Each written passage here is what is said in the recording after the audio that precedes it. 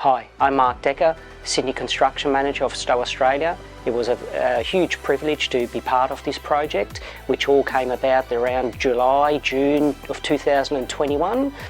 Immediately we knew that this is going to be a huge opportunity for Stowe, not just only to hopefully secure this project, but also to look for some long-term works, which is one of our core values about maintaining relationships with clients.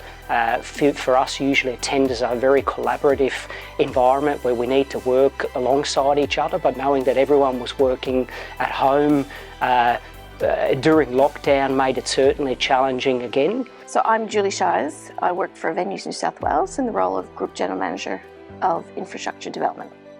So the tender process was fairly long, but in the end Stowe really demonstrated value for money, and so it was leaps and bounds beyond the other tenders that were there. G'day, I'm Matt Fern. I'm the Digital Engineering Manager for Stowe Australia.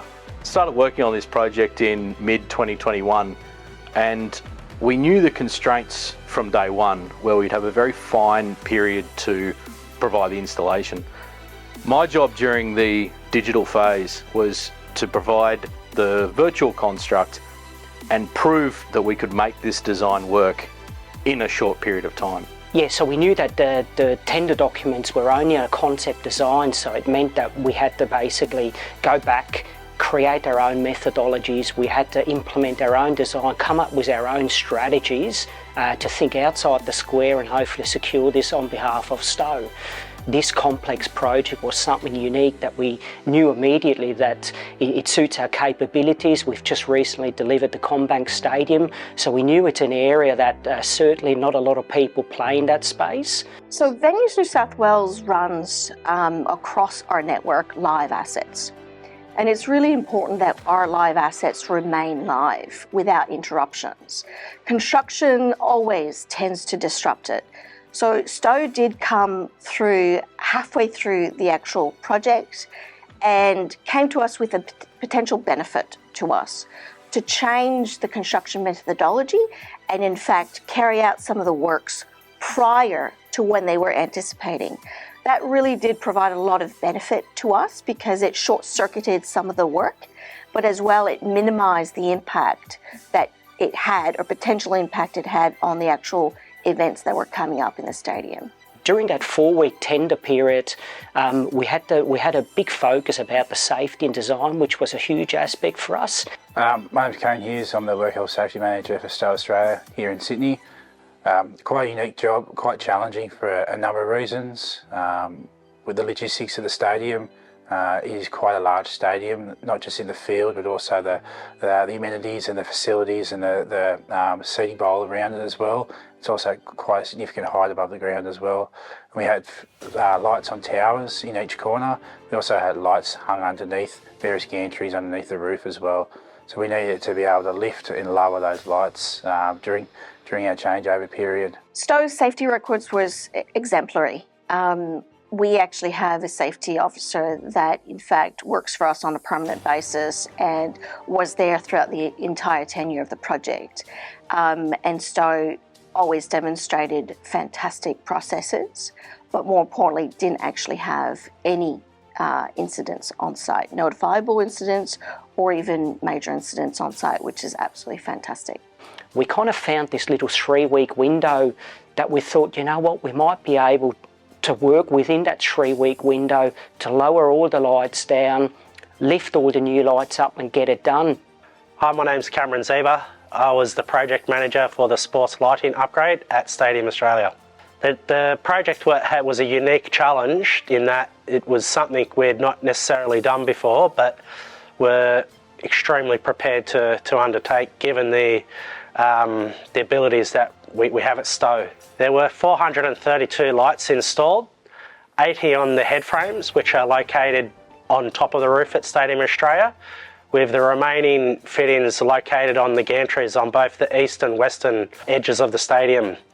There was approximately 208 lifts were performed in a 18-day window, which had previously been agreed upon to be a 21-day window.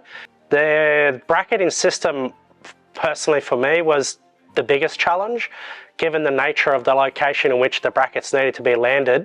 So we had to go back to the drawing board and redesign the brackets, which then led us to developing 5 different types of brackets, which were suitable to all different locations on the gantry.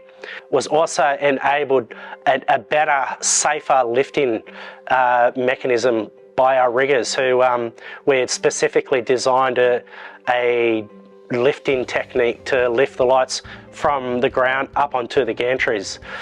But in appropriating the right type of bracket that led to a reduced weight and costs, we were able to efficiently shave 4 days off our lifting window. So that was a really good outcome. It was a unique job site where essentially our site was 1 metre wide with 1 metre walls on either side and the ground approximately 30 metres down. So having to get all the materials up onto the gantry is something that we needed to consider. Getting our staff onto the gantry and having them be trained in working at heights, rescue at heights as well, in some cases for some of our staff, was something we took really seriously. Our initial installation phase consisted of installing new cable supports and new control and power cabling up on the gantries. That process took us about 2.5 months to achieve. That was just the initial install of cabling and control cabling and the drivers for the light fittings. Given the fact that we only had an 18-day window and 5 of those days we needed for light validation, that is testing the lux levels on the pitch and aiming and reposition of light fittings, we had a buffer of 2 days, which meant we had 11 days to do all the lifting. Fortunately, which we finished after the 7th day. So we had 6 lifting teams located 3 on either side, on the western and the eastern sides of the stadium. And with those lifting teams, we had 6 teams on the ground that were assembling the brackets, getting the right type of light onto the right type of bracket and positioning the light for the rotation and the tilt. And then also having to adjust the bracket to accommodate for the gantry. This project is definitely a highlight of my career so far. It's one of those projects that don't come along that often, and I was extremely happy to get brought in and asked to deliver this project. Stowe was able to really think through on their construction methodology throughout the entire project and really recognise the importance of what we wanted to achieve. Sports lights are, of course, the paramount element of the grounds. Being able to have those exacting standards to FIFA codes was really, really invaluable. But more importantly, Stowe was in fact able to really rejig their program and be able to commission the lighting during our Barcelona game, which was right ahead of the State of Origin, which is our marquee event. Being able to do that really demonstrated great value for us, but more importantly, the fact that they understood their client. But more importantly, we were able to test out the lighting prior to this marquee game that was taking place. So in fact, reducing any risk that we had in fact going live with those sports lights. And the huge success story about this whole thing, they ended up playing the State of Origin game and we ended up successfully delivering this. To see my handiwork light up the pitch for the incoming Barcelona FC meant a hell of a lot for me. I had my 2 daughters there.